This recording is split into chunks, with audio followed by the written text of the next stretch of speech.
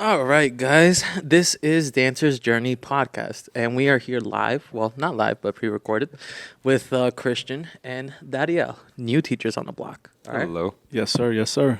And just in case you guys don't know, this is my co-host Ryan right here. And yeah, so let's get this started. So today's topic is new kids on the block, meaning that you guys are fairly new to teaching, right? Yes. Yes. Like, Daria, when did you start teaching? So I started teaching like May of this year, more or less. Yeah. And then Christian? I think it was March. So yeah, for like two and a half months now. 2.5 months. All right, perfect. So, real quick, first topic. Dario, first, introduce yourselves to the people.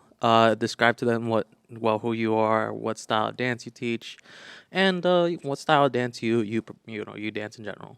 Okay, cool. So yeah, the style that I teach is Mambo on 2, which is here at Vida Dance Company in the Bronx, Castle Hill. And yeah, generally, my background in dance, to be honest, is not too much. I started dancing salsa, again, like Mambo, like starting last year in January is when I started.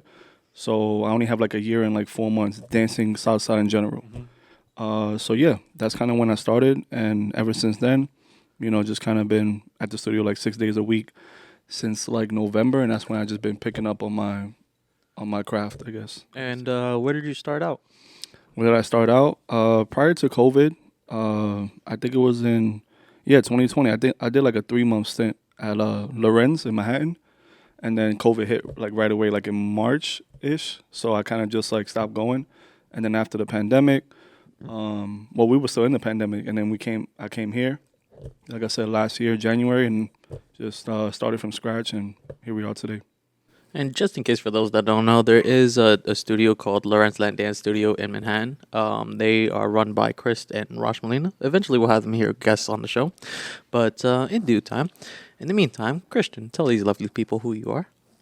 Well, my name is Christian. I started dancing back in February 2019 here, back when it was a Lorenz studio in the Bronx. So me and him started at the same place, but this was, 2019? So it's been like 4 years now? Yep, a little more. Yeah, a little bit more, like four and a half maybe? Almost kind of getting there. Since you started, right? Yeah. Right. Yeah. I don't really have any kind of background in dance aside from just like sitting and watching other people dance. But yeah, it's been a great journey. I didn't really expect to like go as far with it as I have been. But it's awesome. I mean, I dance pretty much every day now. And you're training with another couple, right? Who are you training with now? Yeah, so recently, at the beginning of the year, I started training with Angel and Stephanie. They don't have a studio, but they teach downtown. They're awesome. Their technique is like really on point. And, I've been wanting to kind of branch out and try to learn from different people. And for most of 2021, I was kind of going to different places, Empire, Yamule, and I don't know. It was just something about their environment. I got there, it kind of clicked, and I really like how small everything is there. Like, you can really feel a really hungry energy there that they want to like really show what they got to the world, and it's fun to be a part of that right now. I just actually debuted with them. Right. Not that How would long you ago. describe the energy at Vida Dance Company? I mean, the first word I think about is like family. Everyone here is like really close, really they just want to see everyone succeed. Not to say that other places aren't like that either, but that's just the first word that comes Right. to mind. It's innate. Yeah, definitely. And for you, Dario?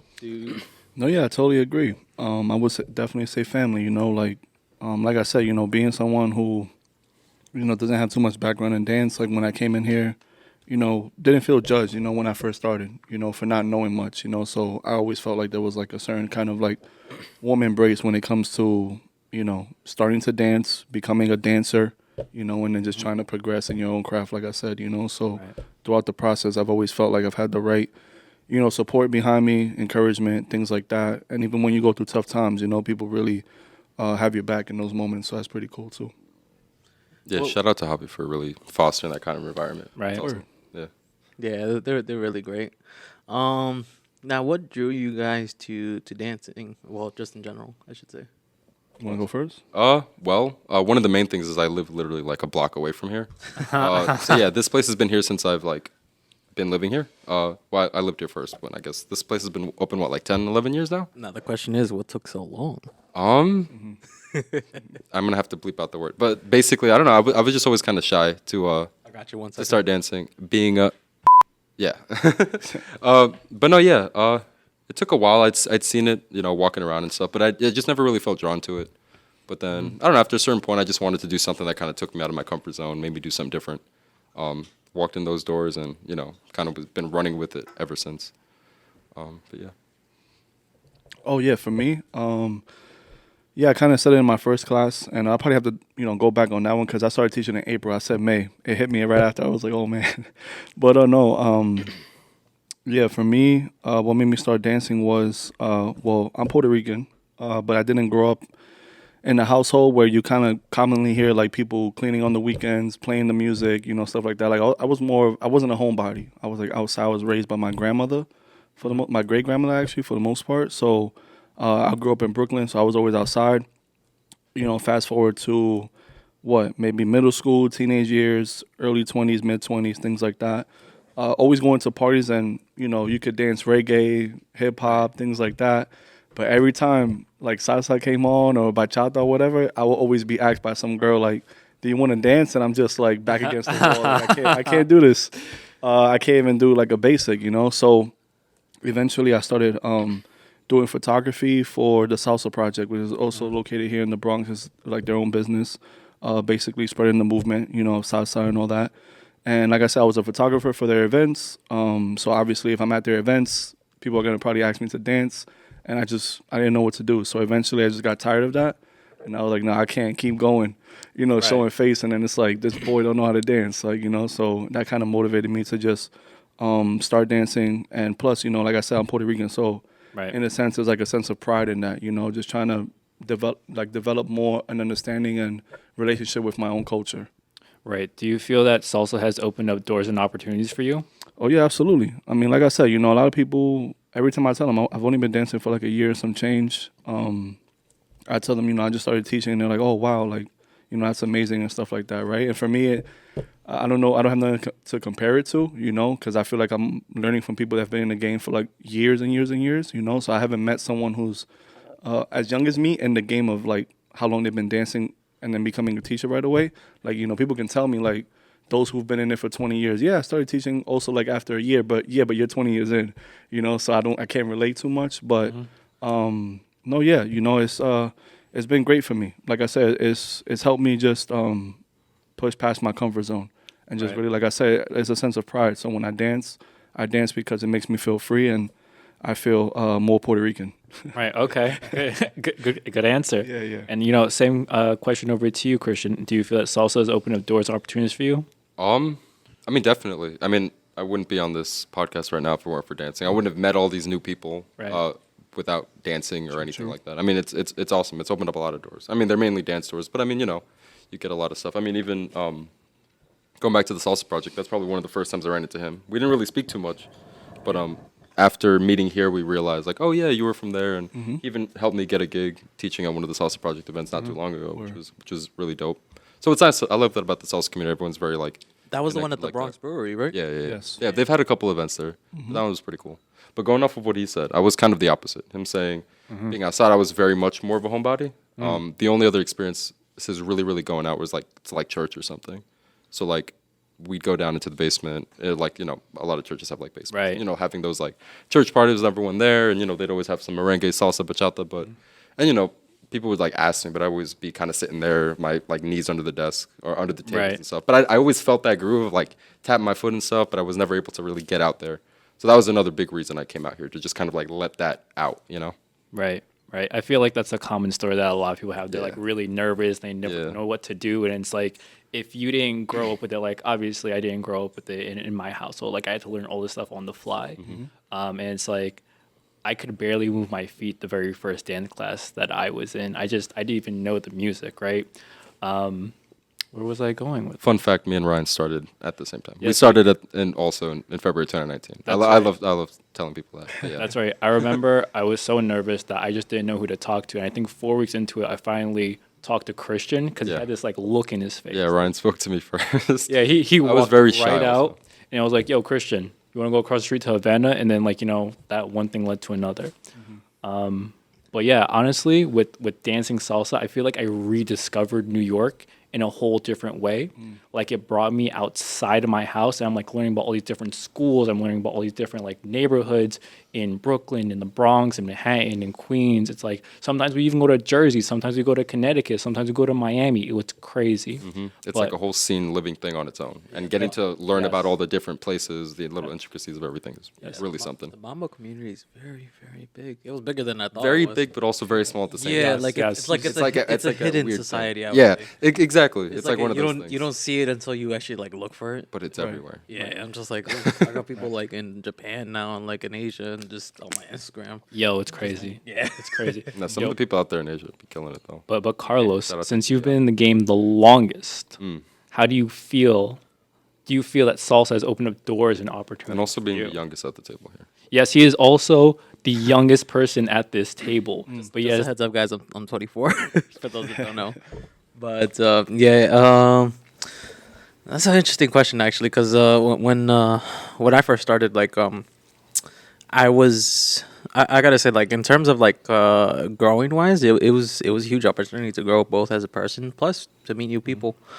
But it's opened a lot of doors because now the amount of people that I know a lot of people in different companies that if I ever need to, I could just be like, hey, how you guys doing? Just reach out to them and everything. But yeah, after being in the game for so long, you realize that you have a lot of friends everywhere. Right. That like I'll be like, oh, this person's performing tonight. Oh, but it kind of makes it difficult because then you gotta make that split decision who you want to see perform. Because if both of your friends are performing that night, it's hard to go to both events. I'm like, oh damn. But in terms of opening opportunities, it's opened a lot.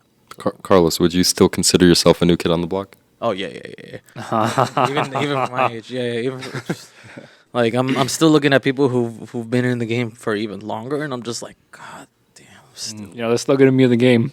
Yeah, like I'm. It feels like the game it's never funny. It ends. feels like I'm catching up, but every single time I catch up, I'm just falling behind. Like, It can feel like that. It can feel like that just for the sure. gap gets wider and wider. I feel sometimes. Yeah, at a certain point, you just kind of have to play the game against yourself, right? It's Right. It's a little difficult to compare. You're your own worst enemy. Yeah. Now that I say it out loud, it's very true. But now, what that brings me to my next question: what drew you guys to teaching? What are we teaching? No, what drew you guys to want to teach? Like, what made you want to teach? I think for me, the main thing was like, I guess I wanted to get better, and I felt like teaching would be one way to get better, in the sense that I'd have to like really, really focus on all the details that make what we do possible, and how to really do it well, And aside from actually wanting to teach other people too, I mean, I'm really enjoying the class that I'm teaching, and seeing the people like really wanting to learn and being able to give them the information to then, do what we all do, So I think it's the main thing. I feel like it would help me get better, make me focus on the small details, and also just be one of those things to help perfect my craft. Yeah, interesting question, very solid question too. I think that to be honest with you, I always imagined myself teaching bachata. Like that Right. was like I said, I'm Puerto Rican. I grew up that way, but I didn't have any salseros in my family. I didn't have my mom didn't really get down like that either. Like my mom always had to work. So like I said, I was raised a different kind of way. But overall, I just kind of wanted to teach bachata, like I said, and then eventually, shout out to Javier and Julissa. They came up to me. They gave me an opportunity, to teach like a quick 30-minute little free class at Shanghai Red, right there at Westchester Square. And ever since I took the mic that night, Javier came up to me and was like, yo, like, you're good with the people, and stuff like that. And I think that part of that is just being able to relate to, again, starting off with no experience, not knowing what to do, how to pick things up, and then just being able, since I'm so young, both in the game and, yes, at my age, I just kind of, again, when I see people starting off, like I remember my first day. Like I remember that feeling, the emotions, the sometimes like after some time, the stress, the overwhelming, like, oh my God, like that was mad fast, stuff like that. So yeah, I never wanted to teach salsa, but God had other plans. You know what I'm saying? Like it's Right. been very new for me, and I'm going through the growing pains of it, because doing partner work and shines is one thing, but when you have to like break it down and teach it, like Javier told me recently, is a quote that stuck with me, really like deeply. It was those who teach learn twice. Yeah, and that's just kind of what I've been writing on this whole like past month and a half of teaching. Right, absolutely. In your best opinion, how long would you say it takes for a person to be comfortable dancing? Well, in what works for you guys, I should say. Yeah, because everyone's different. Right, right. For me, at least 2 years, at least. But that's just my opinion. Right. For me, lately I've been trying to think about it because, like I said, going through growing pains as a teacher, you kind of like relearning some things, or you're just trying to find, what pace is everybody comfortable at. So personally, the way I take it is sometimes I have to remind myself if, like, let's say I have a hiccup while teaching, or, I'm just trying to find a way to do things differently so that it's not only better for me, because when people can tell when you're frustrated.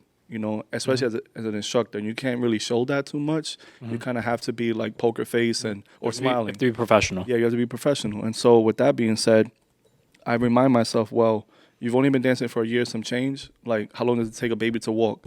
And if that baby falls after the first few steps, does the parent go, shame on you? Like, how you going to fall? Right. No, the baby's learning, right? Or if you're like an NBA player or a football player, as your rookie season, like I just finished my rookie year. You feel me? Like a couple of months ago, right? So now I'm going into my second year, and I just kind of say it like that, like how fast does the average ball player that becomes one of the greatest of all times take to adjust to the game, the timing, the plays, the way the sport is ran, So with that being said, I just kind of try to be patient with myself, remind myself like, bro, you just finished your rookie season. Like, don't put too much pressure on yourself and have fun. Right. Just saying. But yeah, that's well put. In my rookie season, I like that. Yeah. Yeah, because when I first started, teaching wise, because after about let's see. You started here too, right? Well, yeah, I started in the Lorenz in Manhattan actually with Jose Mariscal and Chris Molina, but teaching wise, the way that it started is that they asked if anyone wanted to help out in like any of the new beginner classes, and I was down. At first, like I was very shy because I was a little antisocial, mainly because of my personal life issues. But at the time when I first started teaching, I realized that it takes a lot more to teach than to actually do, because teaching it to another person, you have to get it to the point where it's gonna click with them, or just click in general for them. Because you can do it, but at the same time, like me personally, I like being precise. Like I'm mainly about precision. So over time, at first my explanations weren't as good, but I had to teach it because I'm gonna be real honest. I'm a little bit of a dumb, but. When it came to learning, that's how I was. But when it came to teaching, I had to teach it as if I was teaching it to myself in an even more broken down way. Because even though I had a detailed teacher, but I still had like more questions, to the point where like I want to pull this off every single time I do it. So teaching wise, yeah, it just over time I just kept on teaching it the way that I wish that someone would have taught it to me, or broken it down more. Right. Because to a person that's just getting into the game, like, well, first after the fundamentals, like they're gonna wanna afterwards give it their own style, but it's always gonna come from like those small fundamental details, like very, very small ones. Right. While we're on here, Carlos, do you want to talk about a common mistake new students make when they're first starting to dance?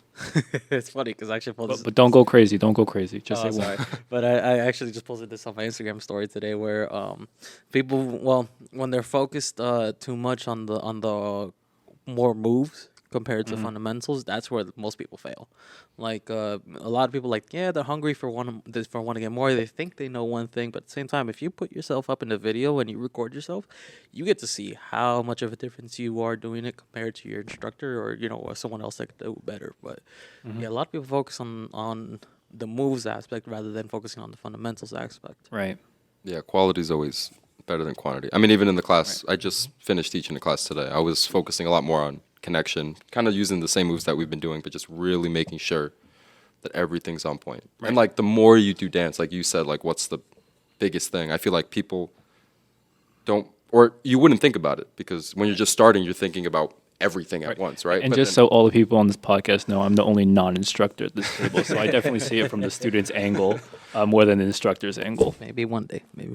But like I feel like students tend to like think about too much at once instead of quite literally just thinking about each step, right? That's something I like about dance because you can kind of apply that to life just in general, right? Like you have to take every step before you can take the next one, right? So it's like every step really has to have intention, have purpose, know why it's there. And that's and that's like the most difficult thing, right? Because, you know, you're learning a pattern in class, you're like, okay, how do I get this whole pattern? But it's hard. So, you know, you really have to take it literally one step at a time. It's like a cliche, but it's a cliche for a reason. I think, you know, being the student, we have this tendency to gravitate towards moves as opposed to fundamentals because when we're in class, that's kind of what we're taught, right? We're taught, you know, cross by lead, lays right turn, you know, whatever after that. So it's really easy for us to get into this mindset where like, oh, I got to do it like this, that, like this. Yeah. And then like they get so entrapped into the pattern that they have to start it off with the cross by lead to get into the entire sequence. They don't know how to get it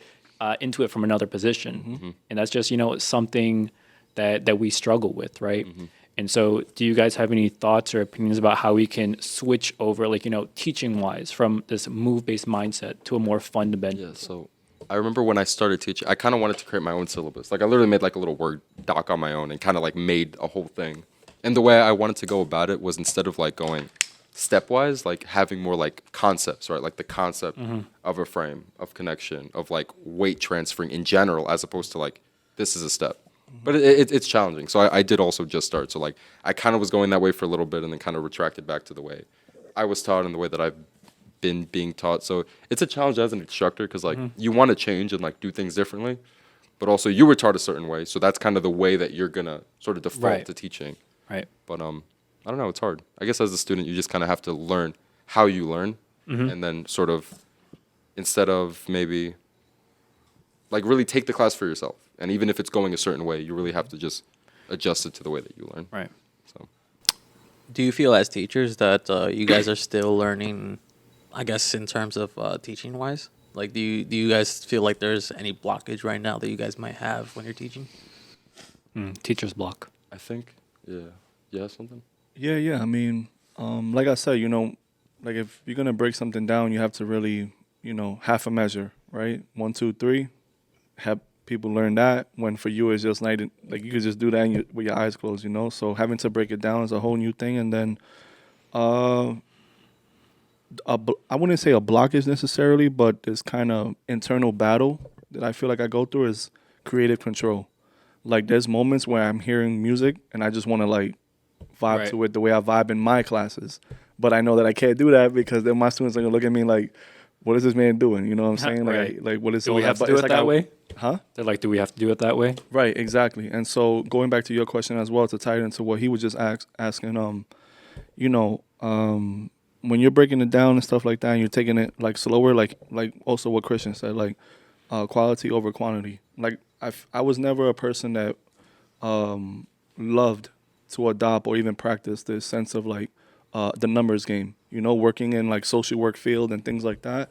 Or as my current job as a therapist, like I don't care so much about how many clients I see. I care more about like is each client receiving adequate care. Right. You get what I'm saying? So when it comes to dancing, if I feel like my students, because up here we got all these numbers, but if we're struggling with 25, I'm not gonna go to 50. Like you know what I'm saying? Like we're gonna stay at 25 until it looks right. Oh, we can just go back, you know, and focus on some other ones because I have been in an environment where it's just like keep moving forward, but it's like you forget like fundamentals, you know. And I think everyone can attest to, even as experienced as some of us are, it's like you go to social, you have a move in your head, but your body is just like, you're like, how do I start? How do I start it? How do I get into it and stuff like that? And like I tell my class consistently, everything starts and ends with basic. Right. So your basic has to be solid. You know, Eddie Torres, who was teaching us pachanga, he was like, if your pachanga basic is trash, the whole thing is going to be off. You know, like it's not going to be like the way it's supposed to look. But he means that, you know, in a good way. He's not trying to like hurt anybody's feelings, right? And I think that, yeah, when you're teaching and critiquing and all that, it's a mixture of encouragement and also like trying to discipline people, like to be like, no, like we're going to stay here, you know? So it's a little bit of all that stuff. Yeah. Absolutely. No, because I actually run into this not an issue, but I noticed this a lot. But what do you guys do when you see for example, there's always those group of students who learn quickly, Mm-hmm. and then there's always those students who learn slowly. How would you normally guys go about that now that you guys are starting out to teach wise? Because me personally, I try to teach it to the sense where if there's nothing to do for the more quicker learners, I try to give them something to work on. Meanwhile, the slow, like my slower learners still try to catch up and still trying to make sense of everything. How do you guys normally handle it? Honestly, I would like to ask you that question because I'm still kind of working through that myself. Right. Yeah. So, like for example, if we were to do something as simple as like a Suzy Q, Mm-hmm. but you see someone doing the footwork action, but not so much the hips or using the knees, then you can start moving on to those things. In my opinion, like any of my other instructors might have other opinions, but Mm-hmm. for me, that's where I like to go. Where if the footwork is good, then start adding the movement, or Mhm. if the movement is there, start having them improve on the footwork, the hands, the shoulders, the body, because your whole body is like a building. You have to build it up. Like you have to go from Right. the foundation to the first floor, second floor, third floor, Mhm. all the way to the rooftop, and that rooftop can be as high as you want, because everyone's skill set is different. So Right.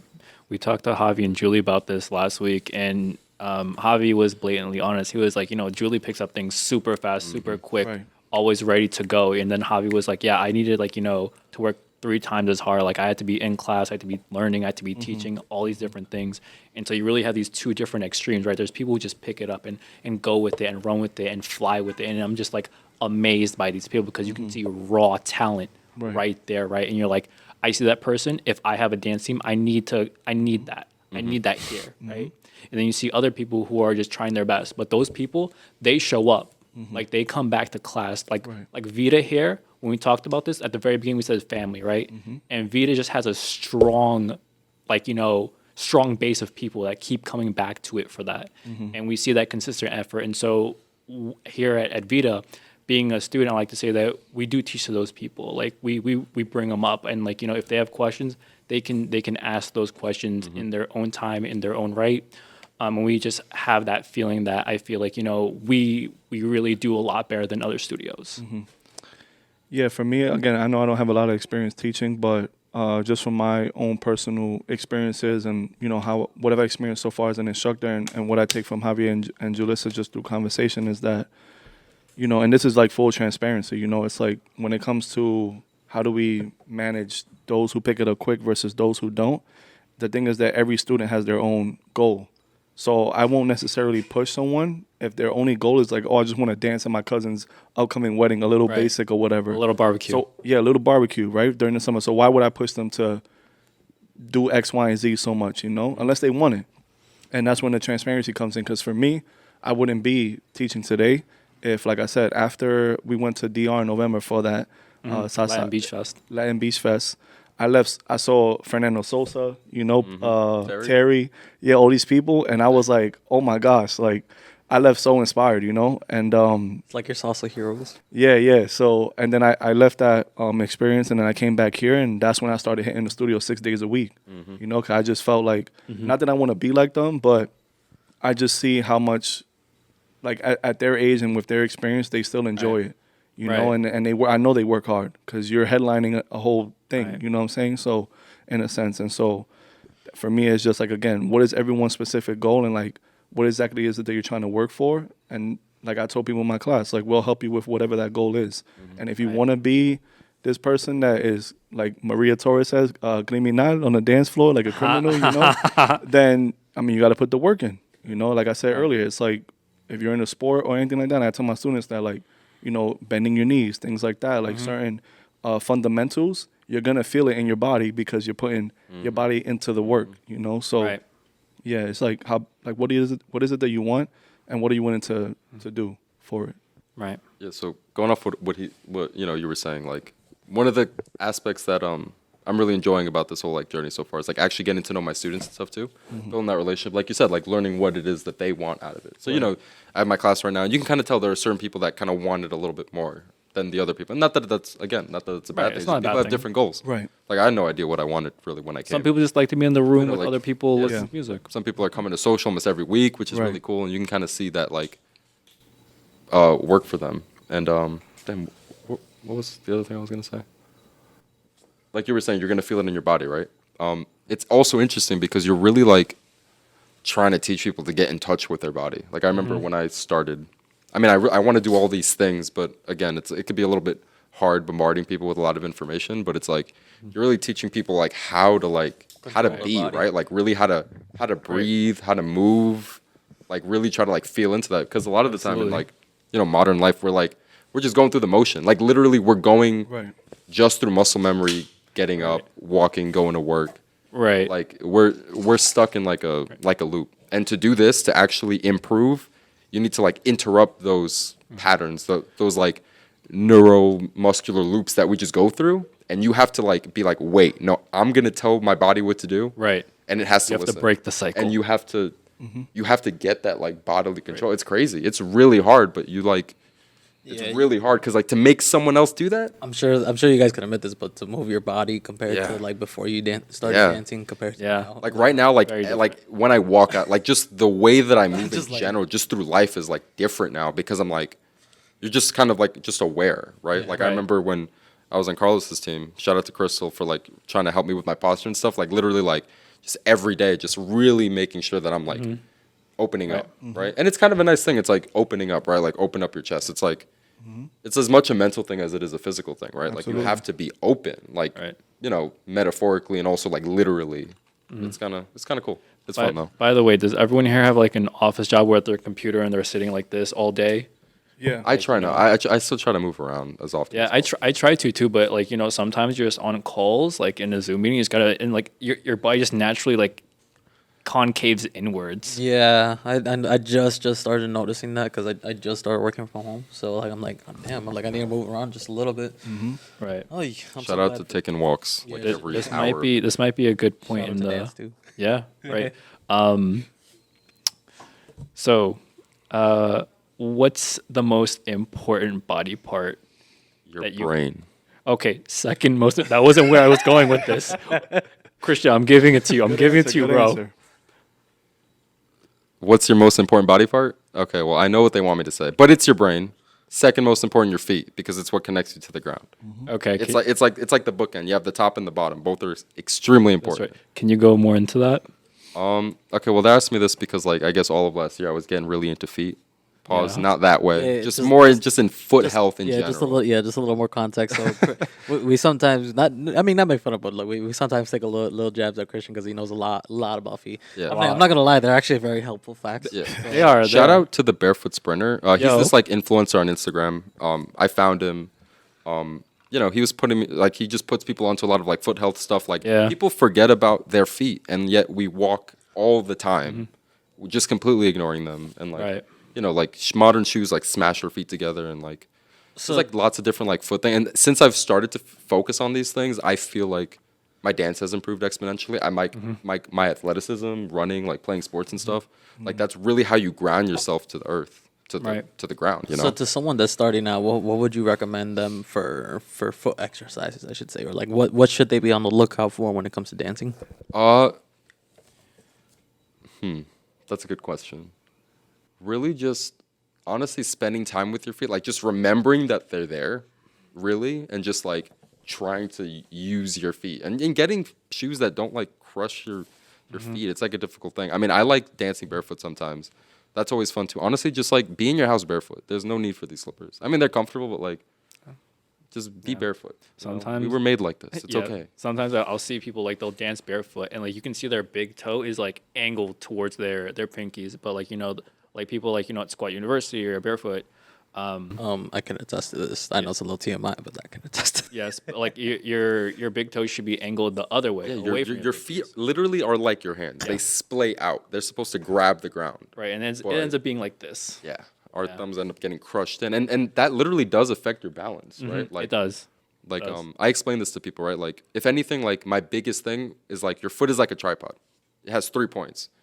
One by your big toe, one by your pinky, one by your heel. All of those really should be firmly on the ground. Like when we talk about being grounded, like that's what we mean. Like all points Right. down. And since I've started focusing on that, I feel like Right. just so many other things have been clicking. And it goes all the way up the chain. You know, Right. like I And- said, our body's one integrated unit. So And you just need to everything complete the scenario depicting, there are arches in between those points. Yes, yes.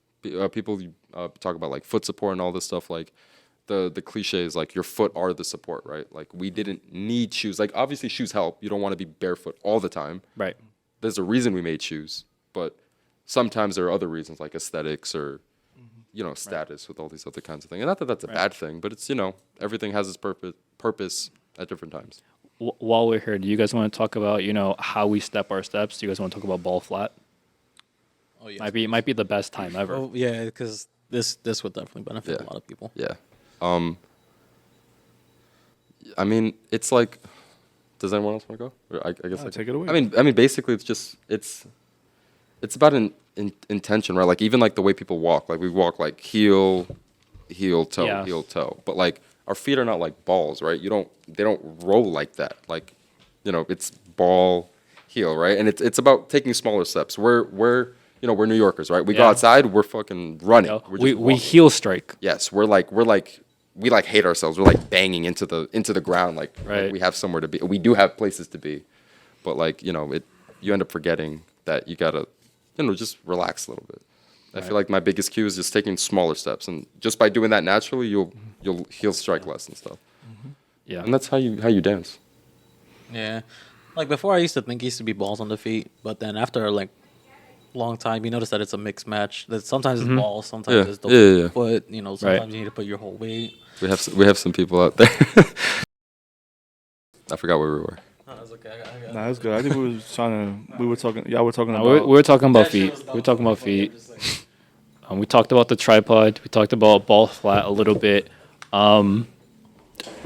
Like in class, we have to when you're an instructor, you have to show your students how to place their feet in different positions. And sometimes ball flat isn't always what they want to go for, especially when you're trying to distribute your weight, especially because you have the next move in mind, right? So when I do my insert turns, I press a little bit harder on my 2 to go and make that left turn essentially to get back to center, right, and go into the basic. Carlos, I think you were talking about well, we're going to talk about it right now. What would you say to a person who is just learning the concept of weight transfer? And how important it is to the dance, and, what is the dance without weight transfer? Yeah, because it goes all back to body control. Without the proper weight transfer, you might not get to a certain move on time. Like up until very recently, I used to always think, do just enough power for a turn to just barely get there, or just to make it on time. But in actuality, because I actually took this from Carell's class when I went to go take it back in January, that to go 100% until you make it all the way around, until you physically land at your direction. She didn't say that specifically, but the context goes around that, where I thought I was a little too slow. Sorry, I thought I was a little too fast, or I had too much power to arrive towards that turn or whatever. But in actuality, I just needed to give myself a lot more until I finished the full step with intention, and that actually proved that I noticed a huge difference in terms of speed wise, stepping wise, and just my dancing in general has been better ever since. One of the things that she taught me is to put weight into the styling of your arms, put from the power from the weight transfer itself into the styling of your arms. And I didn't realize how much of a huge difference that makes until she said that, and I tried it out. I'm like, wow. Now I feel it everywhere. When you say that, you mean letting the weight, It would go from letting the energy go up into your arms. up into your That's the thing. When we say weight transfer, the key is in the transferring. The actual, the transfer doesn't happen. You make the transfer happen, right? So Right. it's kind of when you're first teaching, you talk about picking up your feet, right? Marching. But that itself is not weight transfer. You can weight transfer with your feet on the ground, but it's like he said, the bodily control of moving Right. it. It's I guess it's hard to explain verbally. Right. It's even hard to explain when you have someone right in front of you. But it just takes time. It takes time. It does. It does. There's no one right way to describe it. I feel like, it's a concept that we have to keep revisiting and, reestablishing, what weight transfer is. Because salsa as a dance, it's always changing, right? There's always something new. Salsa today isn't the same thing as salsa 20 years ago, right? I don't imagine it's going to be the same in the next 20 years. So going off of that, how do you... I know that you guys are really new to the game, but what do you see salsa becoming in the future? Right? Either as your lives, or as a part of your lives, or, as a dance itself. Open-ended question here, guys.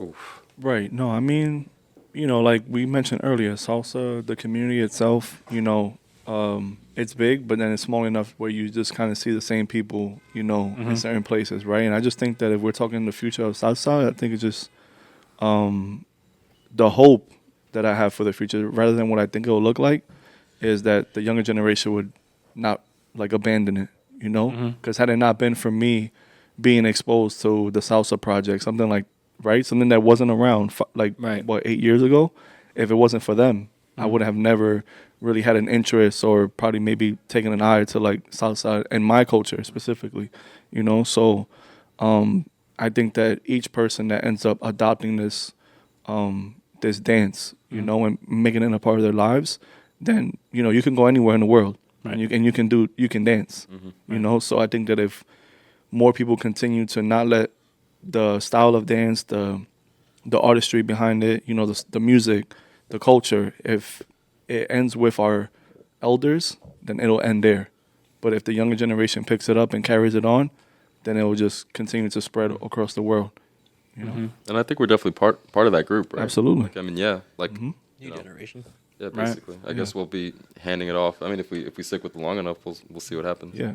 I honestly feel like we started teaching at like the right time because there's so many like new instructors and good instructors. That it's funny because when you start out dancing, you get one perspective, but then when you take a class at another person, like for example, you take with Angel Steph, you get a whole different perspective, and then you want to teach that way. So, which brings me to my next question.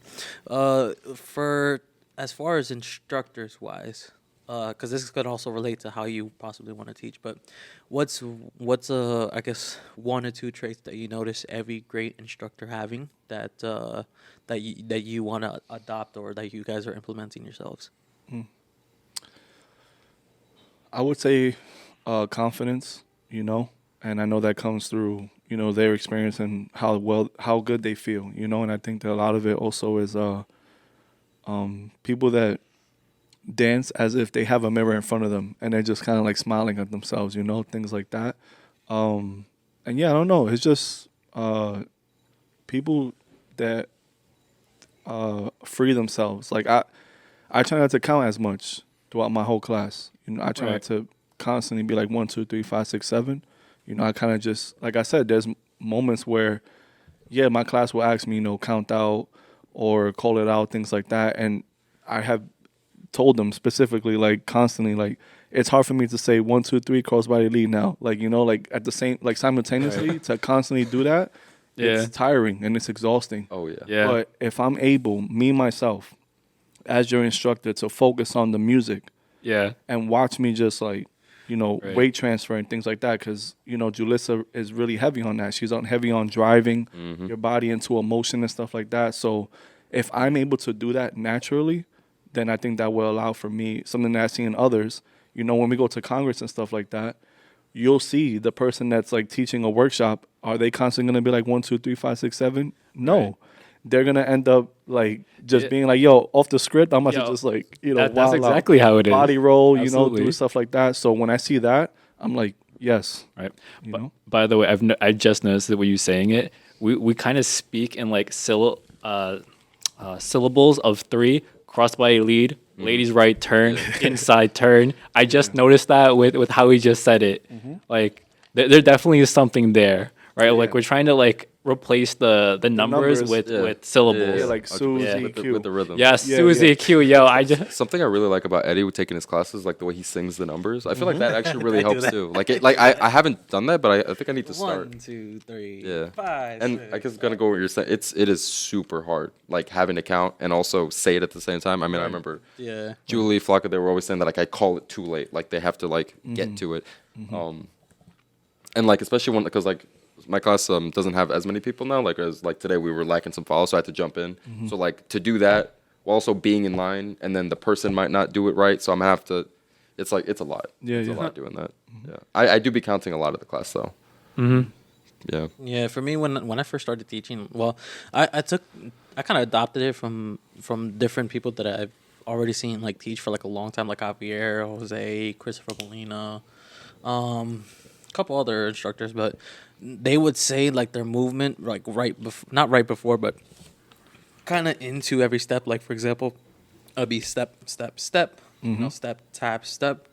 And I noticed that it helps different people in different ways. Like sometimes you do have to actually like give it away in terms of like how you can explain it through numbers versus how you can explain it through patterns. Like everyone learns differently. Like when I first started, like it was tricky because I used to want to think that everyone wants to learn the one way, or it should be a one way. I mean it's never that case. Right. Now we take things from different instructors that we've learned and we implement it ourselves. I think it's one of the things, like, I know sometimes, I remember when I started going Angel and stuff, there was a part of me that's like, oh my God, this is the way, like, this is the right way to do everything. Like, you have to do it this way.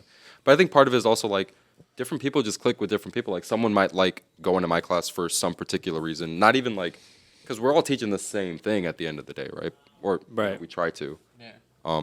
Maybe it's the way that they do it. Maybe it's the way that Dareal does it. It just clicks with them better. Right. I think that's kind of the cool thing. Like, you kind of have to find, like I said, like, you have to find the way you learn, find some of that kind of complements that, and, like, run with it. Right. Right. Absolutely. Now, coming from a student perspective, what do you look for in like your instructors, I should say? Me personally, I look for, I guess going back to Darius, I look for confidence. I also look for patience with an instructor. I think patience is the most important thing, simply because when I think of moves, right, like shines in general, not like moves like what we were talking about earlier, with certain parents, but I think of moves as something that complements a person's body. Right, and we all have different bodies. There's no reason why you should expect that I will dance like Dareal. There's no reason to expect I should dance like Christian or Carlos. Like we sure might have like the same like steps in general, but our bodies are all different. We went through different lives. We all come from different backgrounds. There's no reason for that. Can you remember what your original question was? I remember. I just went on a little rant there. That's no worries. No, what do you look for in like your instructors when you go and learn? I look for patience in learning because, obviously I'm not going to get the move right on the first time. There's no reason I'm going to get it right on the first 5 times. But patience is a very important factor. I look for, the number of different types of explanations that they have. Maybe they don't say it one way, but maybe they can restate it in a different manner. I look for can they smile while they're doing it. Like that's really important to me. Like sometimes I'll see moves and like the instructor is having also a hard time and like they're sweating, they're struggling through it. So I'm like, damn, okay, all right.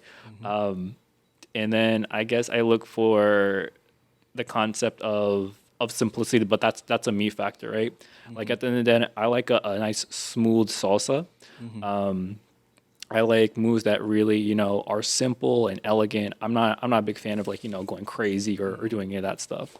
Sometimes I am. Sometimes I am. Don't get me wrong. Like there'll be a song like, oh, we gotta go crazy for this. It'll be the certain songs. But for the most part, I'm a pretty chill dude. I like nice, simple moves, especially to use on the dance floor. So patience, confidence, and the fact that they're having fun while teaching it. Yeah, another thing. Oh, my fault. Oh no. Well, for me, I think the biggest thing is making sure that it's that it makes sense. Like, don't just say something just to say something. I feel like at least your instruction should come with what the actual word means, which is instruction, and either if it's a different perspective or if it's like just a different way of doing it. Just like have a reason for it. Like don't just be like, oh, do the bicycle thing, just cause. Like I don't like that at all. But if again, it actually goes back to confidence too. Like if they don't seem confident in what they're doing, I'm not really gonna trust that person as much. Yeah.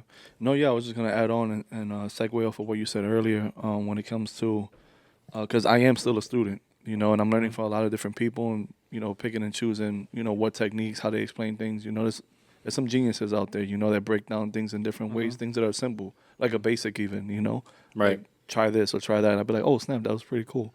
But yeah, I'm not going to put nobody on blast, but there's been dancers that I've seen dance at socials and stuff like that, like while teaching.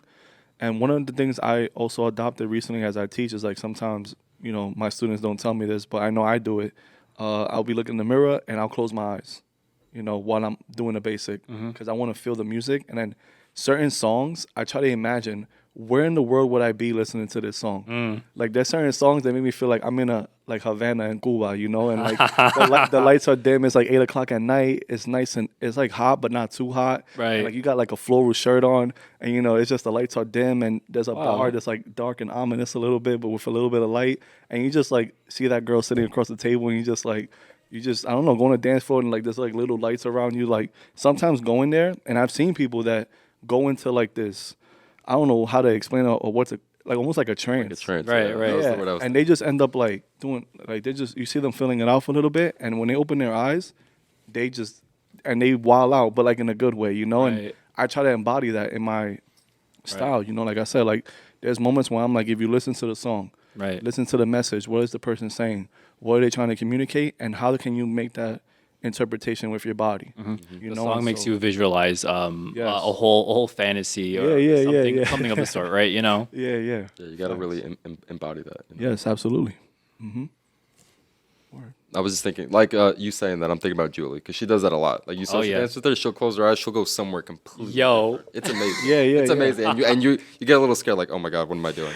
Yeah, But for real. it's fire. No, like, yeah, I definitely try to do that. Like going back to the question, as a student, what do you look for in your instructors? I guess kind of just going with what you guys saying. Confidence, definitely. You want that person to be, like know what they're doing. Something that I like to. I like is like when they know your name, like when they're really like putting that effort into Absolutely. like knowing you, like even something as simple as like them remembering your name. That's like a big thing in my head, where like it just shows that they're at least putting in that effort. Yeah, for me it was. That's one of the super challenging things. Yeah, to do. it also feels like a little bit of like a fangirl. I'm like, oh, this person knows my name. Yeah, I know. Yeah, I felt that too. I remember actually going to Angel and Stephanie, like, I think it was like the second class, like, they just like knew my name, and I'm like, oh my God, that's like amazing. Yeah. By the way, like, I oh have, my this, God. I have a small story on this. Yesterday, I went to Alex and yes, I was at Candela's yesterday. I think Alex and Desiree were teaching a bachata class, right? And then Desiree looks over at me and she's like doing this pattern, right? And I'm following suit, and she's like, "Yes, yellow, yes," because I was wearing a yellow shirt, and I'm like, "Okay, all right." I didn't mean to do it, but I was happy when she pointed me out. It was funny. She didn't know my name, but she was like, "Yellow shirt, got it." Yeah. Nice. I'm gonna wear yellow tomorrow. and someone that pays attention to, that can see, that because that's one of the challenging things as an instructor. You have to have that broad picture of like, okay, how's everybody doing? Yeah. But then still putting in that time, like when you can, to like try to correct individual people or like help people out with the things that they're missing. Yeah, me personally, I don't like leaving people behind. Like, I like everyone either move together or, I mean, it goes back to what I was saying before. Like, I give still someone to work on something at least, so that way they're all improving in some way. But I don't like to leave anyone behind. So instead of like calling them out, I noticed that because there's actually been a lot of instructors that done this to me too, where I've because I'm a bit of like a copy machine where I'll just see it and then I'll just replicate it, but I might miss like a fundamental detail or so. So I got called out one time. I'm not gonna say whose class because I don't know how they're gonna feel about it. But there was one time where that someone called me out for doing that, where I would just copy and they're just like, "Oh, don't copy it, learn it," and I was like. She didn't call me. She called me out without calling me out. Like, I feel like that's very important too, because then it doesn't make like the student feel like all pressure is on them. Right. But yeah, I like that. Me personally, from the instructors that I've been taught by. Right. One more thing about like what I admire about instructors that I would want to continue like taking their class and stuff like that, and I think it's for everybody that teaches like socials. If we're there and you're an instructor and somebody asks you to dance and that person is messing up or whatever, don't make that person feel like a fool. Like I'm not gonna put nobody's name out there, and there's nobody from our studio, just to be very clear. But I've met people in DR, when we went over there, and I've danced with certain instructors, and after the dance, that instructor just looked like that was the worst dance of their life, and I'm just like, yo, but you got to understand that the student comes with nervousness and like they know you're a pro, so to speak. Right. So you want to impress them or you want to like do well. But if it doesn't vibe out, then it's like kind of like don't make that person feel like I can never ask you again for a dance. That's kind of messed up. Yeah. To add on to that, I do remember. Well, this was back like when I first started. Sometimes giving criticism to some people that don't want to take it. Right. Depending on who it, well, I should say this. Yeah, some people don't like taking constructive criticism. Like even if, for example, you know better.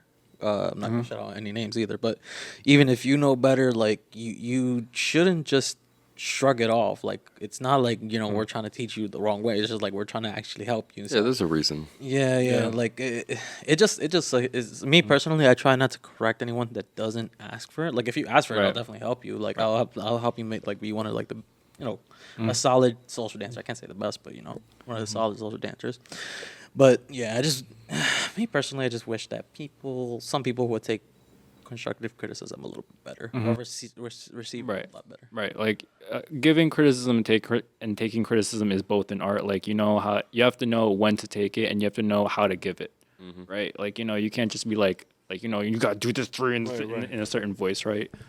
Because then they feel the feeling of being attacked before they feel the feeling of being taught. Yeah, that's why like you already need to have that like relationship established, right? If it's not there, then you're gonna like you can give advice and it can be taken the wrong way, but it's like it's about that context behind it, right? Right. So it's like if you're already that type of person where you're you're not being maybe mean about it. I mean, it's different concepts. Like if you're like at a rehearsal or training, Going back to criticism.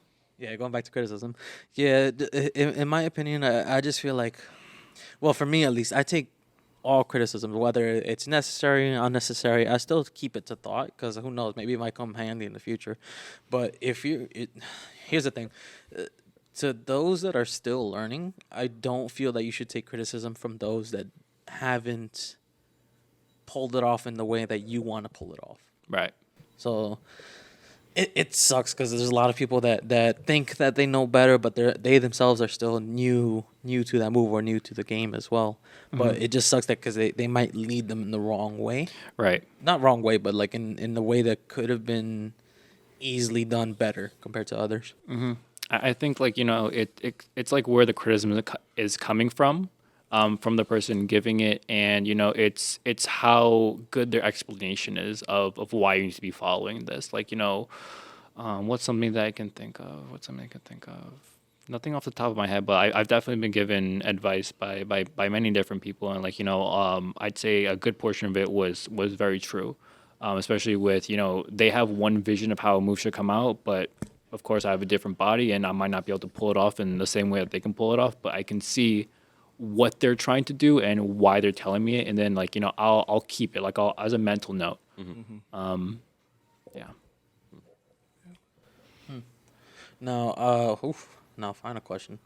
When you guys go out to social dance, because you guys are still new but not fairly new, do you guys focus on mainly trying to improve better, or do you guys focus on mainly like the fun of the dance, like, or the the enjoying of the dance? Because at this point, I'm pretty sure you guys have like moves under your belt that you guys can pull out at all times. But then I'm sure there are some moves where you're just like, damn, I really want to have this be pulled off at social, or I want to do this one move at social, or implement what you learned at class. Because there's a lot of times where people will learn something in class, but then never try it or apply it at social. Yeah. So for you guys, like, do you guys dance? Sorry, do you guys focus on when you guys are social? And do you guys focus to keep improving? Do you guys focus on just to stay where you're not stay where you're at right now, but like just have fun in a moment? Yeah, personally, that is one of my hurdles right now. It's taking multiple classes throughout the week and then trying to go to social and remember. Like I said earlier, it's like you got the move in your mind, but I'm like everyone learns differently, and for me, I feel like I need to practice like hands-on, like things like that. And then plus, everyone you dance with at social, if you know the person well, then you have a much easier chance of pulling off the move, right? Especially if they know a little bit about it. But when it's a person that that's the real test right there. Yeah, they don't go with you to your school and stuff like that, and then you go to a social and you have to like give proper leading and stuff like that, and it's all like they say, it's all about us, right? We have to lead it right, and so there's that. And so for me, I find that personally, as far as like lately and right now, if there's like a certain move that I try to pull off and it doesn't work out well, then I try to just keep it like for the rest of the time, because what's the point of doing more like crazier stuff or like more complex movement when it's like, no, just again, so go along with that. It's like the dance is about the girl. You feel me? Or the person you're dancing with. Let me not say girl because we live in right. Anyone can be a follow. Anyone can be a lead. Follow. It's about the follow, right? So if you're leading, it's about making them look good, and stuff like that. And that's something that I adopt more than just trying to do these complex and unique movements. Like if the person is smiling, I feel like I'm winning. So Right. That's the biggest indicator to a great dance. If they're having a good time, if you're having a good time, that's the key. The biggest is if they ask you again later. Yeah, Hey, yeah. can we dance again? Right. The repeat dance. Yeah, like I guess dancing for so long. At first, for me, it was all about the moves. But then as I went by, like, not that I ever, I mean, I did one time get criticism for about like doing too many like crazy moves from a follow. But at the end of the day, like, I feel like it should be a mixed match. Like you're there to have fun, make sure she has fun too. But I feel like at the same time, like, we can always like break our limits and like get to greater heights. But it just sucks because if you do that, you're also sacrificing the fun aspect of the dance. Like if you do it too much, if you're focused on like the improvement too much, Right. because then you're just you're getting better or whatever, but then you're neglecting the girl, which is it kind of sucks because it's like a double-edged blade. Right. Yeah, so for me, I mean, it's definitely a mix, right? Like, it depends on, some days I'm just dancing just to dance, right? But, there'll be a time where, like, I have a certain move that I want to practice. Right. You want to put into your arsenal. Yeah, exactly. Arsenal. So yeah, like, it really just depends. I mean, I'm sure for, like, this Congress, it'll be more about just, like, I guess, putting all the stops out. I mean, Congress socials are amazing. Dareal, this is going to be your first Congress, right? Yes. Yo, Yeah, it's so, wild. and, I mean, you haven't been to any other one, right? No Congress at all. I feel like Apart Congress. from the Punta one, but then Right, yes, Yeah, of yeah. course. But I feel like those, like, Congress socials always, like, just take you to, like, another level. yeah. The last one was, like, MDN. Yeah, And, just in case, if for those that have never really experienced a Congress, if you're both a performer and you like to social dance a lot, you may not get any sleep that weekend. So, Yo, it's so just a heads true. up that, you It's got to so be true. ready to like. I slept out Punta 4 Cana, hours. we were out there. out there. Yeah. Like, workshop started at 10, and then you dance until like 5 in the morning. Yo, You gotta wake up it's doing it all over crazy. again. Yeah. But like, it's great being in that environment because like everyone's just dedicated to dance, Absolutely. right? Like, Right. it's just for 3 consecutive days, like, nothing but dance. But, like, back to the social dance, just to, like, I guess, finish Right, yeah. it off. I guess the way I like to think about social dancing, the way I've heard it described before is like a conversation, right? Like, everyone's going to be different. Like, even if you have one move you want to get out, you might dance with someone that might not be able to pull it off just due to their experience or however their technique is. So, I like going in there, just starting with the basics, just really starting, like, smoothly, right? Like, left turn, right turn, and just see how they do. So, it's really trying to, like, I guess just converse with them and see how it. I mean, without words, obviously. You're gonna kind of have to tailor the dance to them. And it's also fun trying to push them a little bit, see like what they can do. But it's that balance. Like you were saying too, you always want to. I always like try some random thing and hopefully like hope it works out. Which is I feel like where I'm at with my social dancing, where like I feel like sometimes I will just do like random things without too much thought behind it, instead of like having a reason, which is I guess where I'm trying to go. Like I want to be a lot more creative with my moves. But it's challenging because it's like a real time thing, right? Like you don't Right. have time to like really wait. But Right. Don't you guys love that feeling where like you go into a position that you normally do, you're about to like go for the next move in it, but then you accidentally mess up and then you find another move that you never knew existed. You're like, oh, this is the new way. This is what's happening. Here we go. I feel like, and I'm sure you guys are probably gonna get to this point, and I'm sure like some of my more experienced dancers can relate to this. But there's gonna be a point where you guys are gonna create a move on the spot, and you don't even know what you did. Yo, it's like, You just want to replicate it again, but you're like, how the hell did I? right. Yo, that's how I feel sometimes. Carlos really be coming up with some really wild stuff, like stuff I've like never seen before. It's incredible. It's a mindset. Gracias. Damn. Oh, and my last question. I just had it at the tip of my tongue. We'll come back to it. But anyways, and so far as your experience is teaching, do you guys love it? Do you hate it? What do you guys feel towards it right now? Well, yeah, personally, my thing is I've always, like, since I was 18, I've always thought to myself, like, I want to help people. I just, at 18, at least me, I didn't know how, Right. So, but I never wanted to, like, be like, this is how, because I want to leave doors open. I want to leave opportunities available. And so I do enjoy it. It's definitely a challenge, but I feel like, I've been told that because of this opportunity, I will become a better dancer. Because when you had to, like I said, you could tell me, do a Cuban with this and that and whatever the case may be, and I could do it. But when you actually have to, in your mind, be like 1, 2, 3, 4, 5, 6, 7, 8, like, and teach it to people who might not pick it up as quick as you, it makes you a better dancer because you're able to then focus more on the little details, the more and more that you do it, you know. Right. And so, yeah, I do love it. You know, it's challenging, but it's something that I've been, you know, below the status quo all my life, you know. So things like this, I embrace it because it's opportunity to grow. And like I said, you know, I do want to leave some sort of legacy behind. You know, in my family specifically, I am the first male to do a lot of things. Right. And I think that this is one of those things. Right. So I take it. It's an honor. It's a privilege, and it's a blessing. Right. Is this everyone's first opportunity, like doing something different from their family, like becoming a dancer? I mean, my family like loves to dance. Like my mom, on my mom's side, I mean, that's like, I mean, they'd go out all the time, dance. I was the oddball, being the person that would just be at home, like on the computer all the time. Like, Wow. like so, like if anything, I feel like now I'm kind of like tapping more into that. Like it's funny, like my aunts or something, like, oh look, like now he's finally doing all these things now. It's kind of like with me. I never. Oh, it was funny.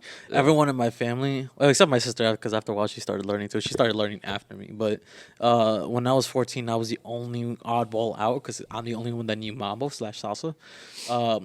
Up until my sister learned, but everyone else like knew the other dances like cumbia. You know, just like the the typical Mexican dance because I'm Mexican.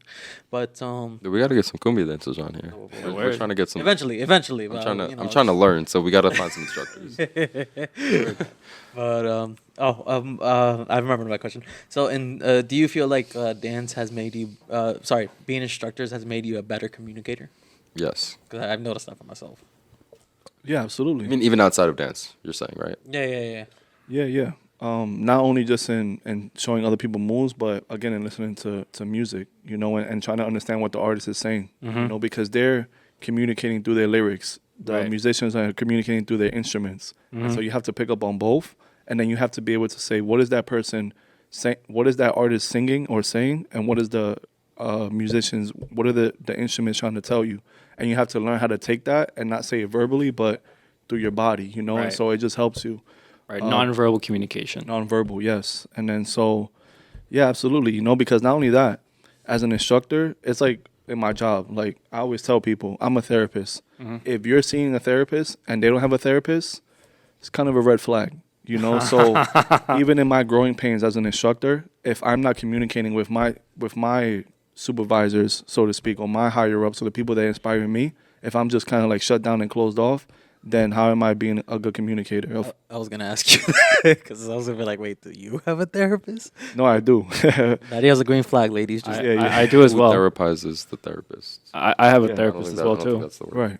no. But Shout out to that's like, therapist. Oh, yeah, just an example. Yeah, 'cause yeah. he said I do have a right. therapist. I mean, that's a good point that you bring up, right? Like communication isn't just like a one-way thing. Right. It's not spewing out. Right. It's receiving. It's like a cycle. Absolutely.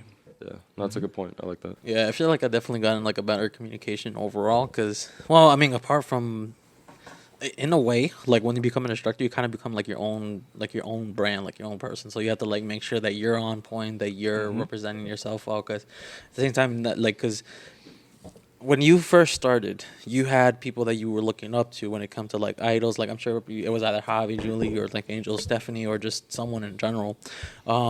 Now you become that like idol for the next generation now. Well, the next generation, Salsa, I should say, but or Mamberos. Either or. Either or. But yeah, I noticed that a lot of people look up to us. So I noticed that being better with communication is going to represent like yourself better, which represents like your students better. So is it just me, or have you guys noticed that too? No, yeah, absolutely. I mean, yeah, you know, like I said, we can go back to the topic of why is each person dancing?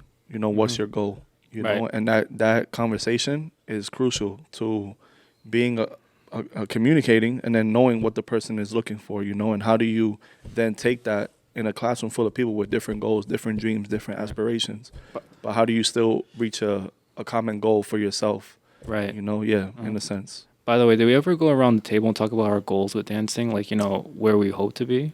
No, we did not. Would anyone like Just to go back for like 1 second, you were saying like you kind of become your own brand. Something interesting that I've like been thinking about like as a teacher and stuff is like you kind of become your own student, right? Because you're like reinforcing the way that you teach on yourself, right? So if anything, you Right. become your own little like test subject. Like, wait, how is it that I'm doing these things, right? So it's kind of interesting. Like you're a teacher, but you're kind of becoming your own like student and stuff. Like part of Right. me has wanted to start kind of like doing like my own like training and stuff like that. Like I know Angel and stuff, like they go and they like train themselves, like you know they'll like Trust practice me, and stuff. I put myself through So- like, different kinds of training that they didn't really like. For example, I had Jose, Javier, but I also made up my own training. Like I remember when you were on my team, I had you guys do it on the track, or like made you guys do certain things. But it's all that's all stuff that was never taught to me, but that I made myself because I noticed that those are all still crucial no matter what. Yep. Because like some specialized training, like you're definitely gonna need, especially for like balance, turning in the line. You know, making sure that you can travel in different ways, like while retaining your frame and all that kind of stuff. It's a lot. It's a lot in dance. Right. I never realized how big the mountain was. Yo, it's huge. And the more Can't see you the top. the more you climb, the more you realize that there's It's like you feel still like you're so on much Mount out there. Everest, and then you see there's another mountain on top of Mount Everest. Absolutely. Absolutely.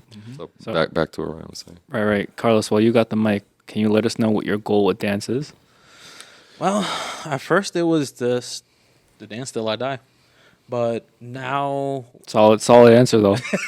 Solid answer. yeah, like at first, I did want to keep like performing and everything. Like, 'cause I've been a performer for years, but after a while, well, to me at least, it feels like it all kind of, not that it blurs together, but it all comes to like a similar like end goal where like you feel the adrenaline, you feel the satisfaction from doing it, and you feel like the satisfaction from all that training that you put in. But now I just feel like I should just, for example, do this and just pass it on, like because there's a lot of people nowadays that, for example, that even you guys are starting out. I'm sure there's someone in like that wants to start out soon, or that wants to, Or someone who has no idea that this is even a thing that people do. Right. Yeah. yeah, like, or yeah, it's just like to see what it is from the other side or from both sides, just to say. Because all three of us we're fairly new at teaching. Like, even though I've been teaching like privates for years, I didn't start getting like my first official class until September of 2021. And yeah, ever since then, like, apart from teach, I pretty much did it all. I DJ'd. You podcast. Podcast now. That's another one to the list. Let's go. Big ups. Where's the Was a clapping student. sound for that? Oh wait, I got you. There you go. There you go. But this is definitely a great way to give back now, because now this is I guess our form of like leaving a legacy now. So. Right. Yeah. Everything's on record, guys. We're gonna get canceled in 20 years from now. Oh, yeah. But there's definitely some big guests coming along soon, because I definitely mentioned this to a couple of friends of mine, and I'll tell you who they are afterwards. But yeah, let's hope for the best. But yeah, any closing thoughts before we finish off? Well, we're gonna go around. Yeah, we're gonna go Yeah, around. yeah. Each Oh, talk yeah, about yeah, yeah. I Right. guess our goals. Yeah. I'll go for my goals. I guess I'm not really sure. I mean, I definitely want to keep dancing. I'm probably going to keep dancing forever, right? I guess my main goal, I still want to keep performing. I really just want to learn as much as I can until the point where, like, I don't think you'll ever reach that point, but, like, I just want to feel comfortable, like, feeling like I know what I'm doing. Right. Like, being able to social dance and, like, have a vision or just let everything, like, flow. Like, I just want all of that to come out. Like, social dancing is the most fun that I have. I mean, I love performing and everything, and it's something I want to do because I feel like it, the training and stuff really does help you kind of expand out of what you would normally be doing. Right. But just really to get to a point in social dance where I feel like I can just kind of do whatever I want. I guess that's my biggest goal. I don't really have, I mean, I feel like you're gonna aside get. from that. Well, I feel like every dancer. Well, I should be a little bit more specific, but I feel like any dancer that's practiced their fundamentals enough gets to the point where like they just become one with the music. Where like it goes back to where Dareal said, where you just communicate with what the music means, or like what the rhythm goes to. At some point, like you don't even think. Like there's a lot of times where you see me dance blindfolded and everything, where you just feel like that's second nature to you at that point. Where I don't like, for example, when that happens, I don't think about anything, but me and my partner at the moment. Like everything just becomes blank. There might not be people. There might be people around, but I don't feel that they're around. I Right. just focus on me, my fundamentals, and the person I'm dancing with. Yeah. Yeah, but where do you see yourself with goals wise? Well, one specific goal, I mean, yes, amen to, spreading, like I said, the culture, the dance, and, not knowing, where that can lead to, it's all great. But, like, something I feel like in my spirit, in my soul, like, that I know I want to do for sure is I do want to, like, teach bachata, like, internationally. Like, that's, Oh, yeah. like, when I just, like, Yo, bro, that's I could just see it. like, I could that's it, man. You know, like if I can just work my way through the ranks and just really, all these videos I see like on Instagram and like YouTube of people just being filmed, you know, dancing and they're being invited to like congresses or just workshops like all over the world. You know, like if you have me on IG, you see I always post like little bachata things or whatever, and that's what I want to do like for the rest of my life in a sense. Like that's something that I know I want to do. So you know, big ups to Salsa, of course, and Mambo. Like I said, I would never limit myself in those areas, and I would always try to, you know, progress and do life in that area. But bachata for me is something that, since a child, like I never danced it, but shout out to my stepfather, you know, Manny. He always used to take us out, like after the age of 10 is when he came into my life, and he was with me for a few years, you know, him and my mom. So he would always take us to like Randall Island on the weekends, like on Saturday, and it was Okay. bachata all the time, like at the barbecue the whole time. So I fell in love with the music through listening to it, like during that time, and it's just always been like in my heart, you know. So if I can do anything as far as goal wise, that's like very like on the top of my list, bachata internationally, Nice. like an instructor. Nice. I really like that. Do you? Before I go to myself, I have to ask you a question. Do you feel as though, like, you know, salsa and bachata has strengthened your connection to your culture? Yeah, like I said, you know, like for me specifically, I know that I am confident and comfortable enough now to show up to events and like get on the dance floor. So yes, you know, like I'm not standing with my back against the wall anymore. You know, so that's something that I know that if I'm able to overcome that sense of low self-esteem in that area, then yeah, I can like also spread it to other people. But yeah, like if I go to any social, any event, any party, like I can do basic, I can do a few moves and stuff like that, and people be like, "Oh my god!" Like I'm like in my head, I was just like, "It's a lady's right turn." Like people that don't know, right? And they think Right. like you're this like master, and I'm just like in my head, I'm like it's simple stuff, but Right. it's just good to like, again, you know, when you're like that, and if you're gonna be kind of like this gateway to spreading the culture and keeping it alive, then why not? You know, Right. absolutely. Right. Looking forward to those afternoons in Orchard Beach on a Sunday, right? Yeah, absolutely. That is factual. I can't wait for those outdoor socials. Right. Now, Ryan. Right. No. I guess my goal in dance is just to be better than myself and who I was, like, you know, the last week or a month ago or a year ago. Like, I want to like say that for my career, while my time spent dancing, I want to be able to like remember who I was when I first started it, the second year, the third year, up until I am at this point. Like, I want this, like, you know, chronological footage. We all have these videos on our phone of ourselves dancing. We never look at them. But I think it's important to take, like, you know, snapshots of your life, because, you know, it's part of who you are. And when you spend as much time as we do in the dance scene, it's like, you know, this is who we are, and I need to know who I am as a person. And so it's about being better than yourself, and it's really a goal against yourself. Like, don't compare yourself to others, compare yourself to yourself, because that's the standard Right. that you can grow off of. Right. Yeah. It's like I tell people, you know, just in general, every morning you wake up, you're the first person that you are aware of. And when you go to bed at night, you're probably the last person you see, you know, in some cases. But you live with whatever's going on in your mind when you wake up and when you go to bed. So at the end of the day, like, are you good? You know, are you okay? Right. Do you feel like do you feel accomplished? Do you feel like you're making a difference? You know, do you feel like you're important? Those things matter in life, just in general. Right. Now, closing thoughts. How'd you guys like the show?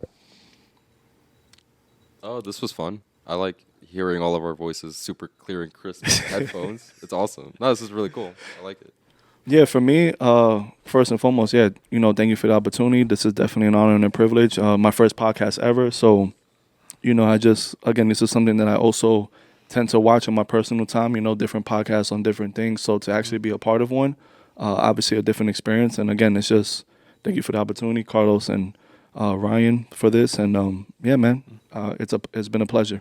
Right. Yeah, and I'm hoping that one of, like, you know, maybe a few of our viewers are thinking about not dancing, but just instructing in general. Just take, you know, some inspiration from you guys, because you guys are, well, like, one of the newer instructors that I know on the block, and just, you know, it's interesting to see someone who's just starting out versus, you know, what it was like maybe a year ago, like when you first started, like what your, you know, where your feelings are for teaching in general and everything. So, any closing thoughts, Ryan?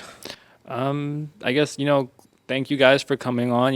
This wasn't easy. It's never easy to share your thoughts and speak like this in front of like, this mic this close. But thank you guys so much for being here and bringing your energy. Word up. Yeah, thanks again. This is awesome. Keep going to class, guys. All right. This is how legends are made.